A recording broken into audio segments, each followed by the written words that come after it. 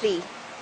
My fellow citizens, tonight is my last opportunity to speak to you from the Oval Office as your President. Know that I am profoundly grateful to you for twice giving me the honor to serve, to work for you, and with you to prepare our nation for the 21st century. And I'm grateful to Vice President Gore, to my cabinet secretaries, and to all those who have served with me for the last 8 years. This has been a time of dramatic transformation, and you have risen to every new challenge. You have made our social fabric stronger, our families healthier and safer, our people more prosperous. You, the American people, have made our passage to the global information age an era of great American renewal. In all the work I have done as President, every decision I have made, every executive action I have taken, every bill I have proposed and signed, I've tried to give all Americans the tools and conditions to build the future of our dreams in a good society with a strong economy, a cleaner environment, and a freer, safer, more prosperous world. I have steered my course by our enduring values: opportunity for all, responsibility from all, a community of all Americans. I have sought to give America a new kind of government, smaller, more modern, more effective, full of ideas and policies appropriate to this new time. Always putting people first, always focusing on the future. Working together, America has done well. Our economy is breaking records with more than 22 million new jobs, the lowest unemployment in 30 years. The highest home ownership ever, the longest expansion in history. Our families and communities are stronger. 35 million Americans have used the family leave law. 8 million have moved off felony. Crime is at 25-year low. Over 10 million Americans receive more college aid, and more people than ever are going to college. Our schools are better, higher standards, greater accountability, and larger investments have brought higher test scores and higher graduation rates. More than 3 million children have health insurance now, and more than 7 million Americans have been lifted out of poverty. Incomes are rising across the board. Our air and water are cleaner. Our food and drinking water are safer. And more of our precious land has been preserved in the continental United States than at any time in 100 years. America has been a force for peace and prosperity in every corner of the globe.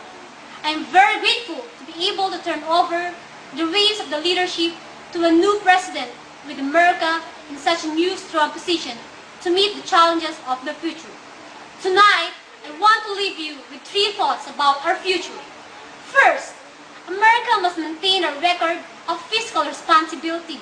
Through our last 4 budgets, we've turned record deficits to record surpluses, and we've been able to pay down $600 billion of our national debt, on track to be debt-free by the end of the decade for the first time since 1835. Staying on the course will bring lower interest rates, greater prosperity, and opportunity to meet our big challenges. If we choose wisely, we can pay down the debt, deal with the retirement of the baby boomers, invest more in our future, and provide tax relief. Second, because the world is more connected every day, in every way, America's security and prosperity requires us to continue lead in the world. At this remarkable moment in history, more people live the freedom than ever before. Our alliances are stronger than ever. People all around the world look to America to be a force for peace and prosperity, freedom and security. The global economy is giving more of our own people and billions around the world the chance to work and live and raise their families with dignity.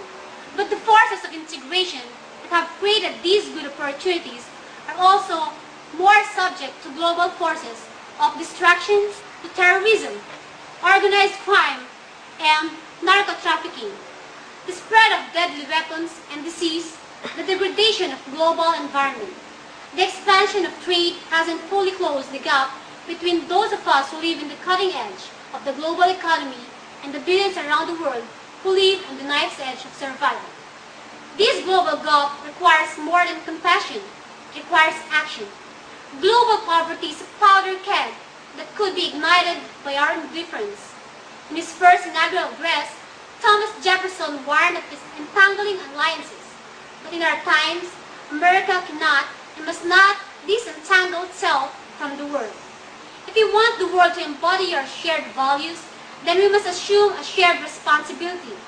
If the wars of the 20th century, especially the recent ones in Kosovo and Bosnia, have taught us anything, it is that we achieve our aims by defending our values and leading the forces of freedom and peace.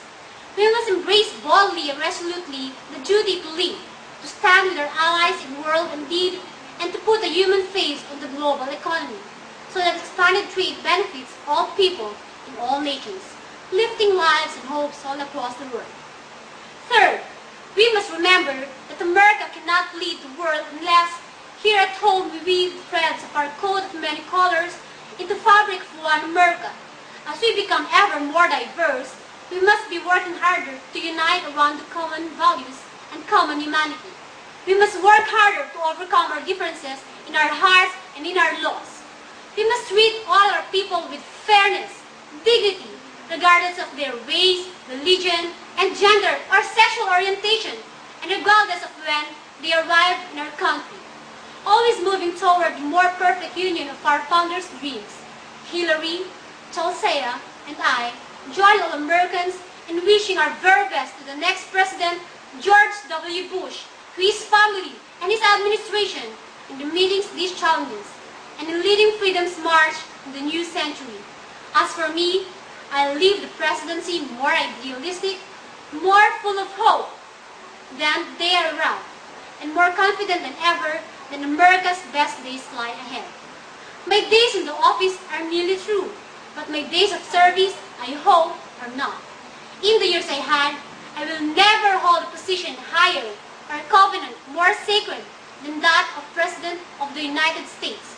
But there is no title I will wear more proudly than that